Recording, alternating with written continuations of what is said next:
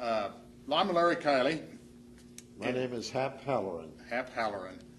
Hap, you're in town to do us a very big favor, us being the B-29 All Veterans Memorial Committee, and you're going to do a presentation tomorrow night. Yes, sir. At a banquet dinner. And you were in the B-29 service during World War II. Yes. And the way we've kind of gone into these things, what year did you go into service? Joined shortly after Pearl Harbor, which was in 1941, and I enlisted at Wright-Patterson Field, Dayton, Ohio. But after I had enlisted, I was not called to service because apparently the lack of planes and the air bases to train us. So I did not actually get into service. I think it was the latter part of 1942 that I actually was called into service. And when you went into service, and when did you go in at Wright-Patterson? At that time, I think it was just no, called... I really expected that I would be an air cadet, and but when I really was actually called, I went to I lived in Cincinnati at that time, and we were actually told to report to a camp on the Kentucky side of the river, which was a basic military infantry place. And, you know, I was a little surprised. I was looking for an airplane or something. So we were over there, and I can remember my mother went to see me and waved me off, and my gal friend was there, and you go off in your civilian clothes, and you didn't know where you're going. You know, the communications were, but that's where I was, and rode the train to I think it was going to Shepherd Field, Texas, or someplace like that.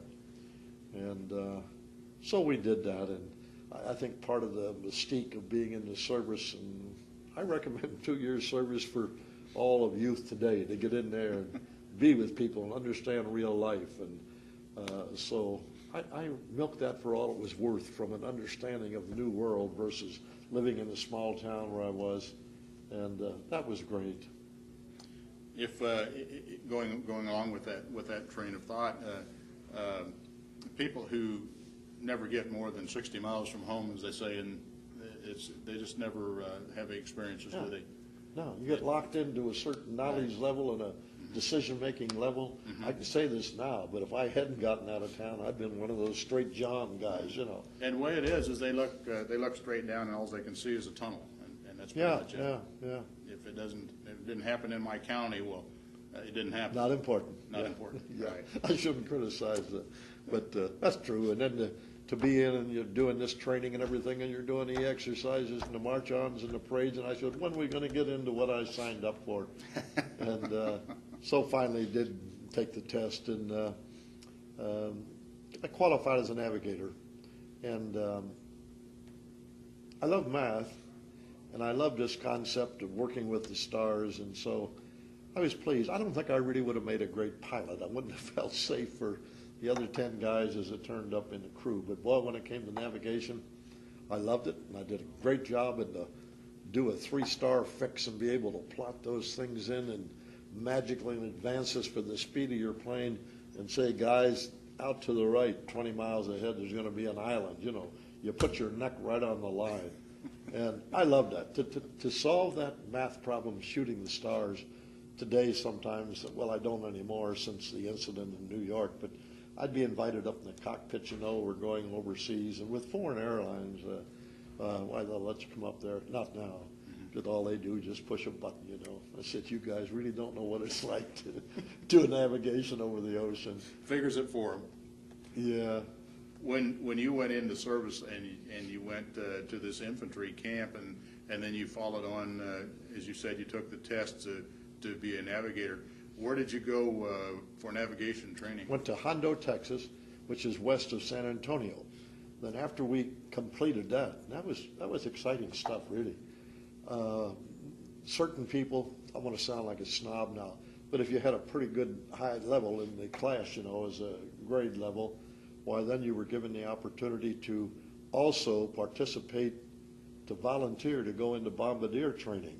And the reason for this was that there was a new plane that was going to be coming out, and they wanted dual-rated navigators and bombardiers. You know, if one of them is killed, the navigator can go up and drop the bombs, or vice versa.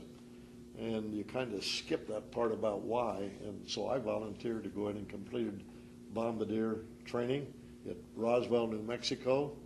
And from there, and I loved every bit of the service. I was the kind of guy that when we were in that military maneuvers and taking these 25-mile hikes, which I resented, I finally said, now shape up, Hap. You know, they didn't call me Hap then. I hadn't proven, but I was still Ray, you know. And so we'd go out there and camp out, and I would see these wildflowers growing in Texas. And to see a wildflower growing in Texas, you know, so I remember doing things like this. I would kind of take them and put them in my bag or whatever it was and take them back and then put them in an envelope and mail them home to my mother. Now, you know, I see some of that stuff today at home in my drawers, and I have mixed feelings.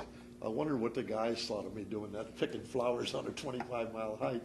And then on the other hand, I'm glad that I had that kind of respect and relationship with my mother that I did those things. I think I was a too goody-goody guy. That changed later. That changed. Yeah. So you were down in Texas and at Hondo going to navigator school. You finished navigator school, and where to from there? To Roswell, New Mexico for bombardier training. Okay.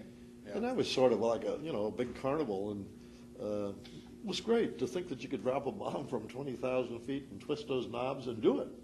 And we'd do that sometimes in the daytime, sometimes at night. You'd have these 100-pound bombs with sand in them principally, and I guess about 15 pounds of explosive powder in the nose. Purpose of that was so that when you dropped and took the picture, you could see whether you were a good or bad bombardier. And it was amazing how accurate we could be, you know, dropping those things. And then at night, while the shack is what was the target triangulation down below had a light on it. And that was the shack. And there was nothing greater in the world than to get a shack, meaning that your bomb dropped on the target. I think sometimes we claim shacks at night that probably really didn't happen. But in the daytime, we could do it, and you're before God and all the people, you know. Right. But that was thrilling stuff, and we'd bet maybe a quarter. Now, a quarter was a lot of money that we could drop closer than somebody else. And all this while you were developing this thing of comradeship and trust and responsibility and developing a confidence, you know. So we came out well trained. From Roswell, where did you go after bombardier school? We were then assigned to just up the road here, Salina, Kansas, and that was a B-29 training base by designation. And then when I went there, and then were other people coming in, a crew on a B-29 was 11 people. So in our particular case, at Salina, Kansas, Smoky Hill Air Base, I think we called it, that sounded more exciting. And all of a sudden, our government does a lot of things, and some are right. And I think there were a higher percentage of things right back in the 1940s than there are today, percentage-wise. But anyhow, out of this group of people coming in from gunner schools and navigation and pilot schools and radio and everything, we all come together in one big hodgepodge. And somehow, I don't know, the magic or luck or prayer, they put us together, 11 of us people. And subsequently, we had to have a name. You know, you couldn't fly without a name. And you couldn't fly without a painting on the nose arch, you know. But in the early part of the war, we didn't have enough planes to waste time tying them up to paint. But in any event, we decided, and I think I was a factor in that, when talking about saving it, we're going to have some fancy name, you know, like Devil's Lady or something like that. Right. I said, no. I said, if we're going to be that close to God in this high-altitude plane, which we were rare to get the time to train in because they were in short supply, I said, we're going to have something really good up on that nose. It's going to be Rover Boys Express, which was a comic strip in those days. Bunch of animals on a go-kart with like the wagon wheels, and you're running down a hill. That's what we were, the Rover Boys Express. We never did have that name painted on our plane leader because you didn't have the time to do it. Right. You had to do the job you're over there for and not do a comic act. Right. But the thing that impressed me was that how you bond together. you know, a group of people. We were from 11 different states in this